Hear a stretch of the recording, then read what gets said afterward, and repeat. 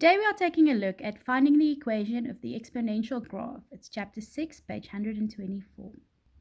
So first, let's have a look at what do we know about the exponential function. So first, we know that the equation is y equals a times b to the power of x plus q. So what do we need to find the exponential function? Of course, first, like all the others, we need q. That would be easy to find because q is also our horizontal asymptote. What is an asymptote? A line that the graph approaches but never touches. And then the other thing we need to find the exponential function is 2 points on the graph. So normally the easiest is to take the y-intercept and then another point of the graph. Let's have a look. So we are given this graph. So immediately we can see our horizontal asymptote is y equals 3. Therefore we know the value of q will be 3.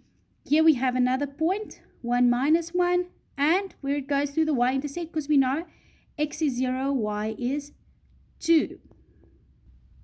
So step by step, what do we do first? We first find the value of q, which we just saw was the horizontal asymptote. So q is 3. So now we know, so far, our function would be y equals abx plus 3. Okay, now how do we find a and how do we find b? So we take the first point of the graph that we have, which is the point 0, 2, and we substitute it into our equation. So y is 2, 0, x is 0, which will make b 1, because anything to the power of 0 is 1. So now we have 2 equals 1 times a plus 3, and we can take that 3 over. 2 minus 3 is minus 1, and we know a is minus 1. Now we put that into our graph again. So now we have y equals minus 1 bx plus 3. Now we use that and we substitute the next point, 1 and minus 1. So the y value minus 1, the x value 1, and we already know a is minus 1 and q is plus 3.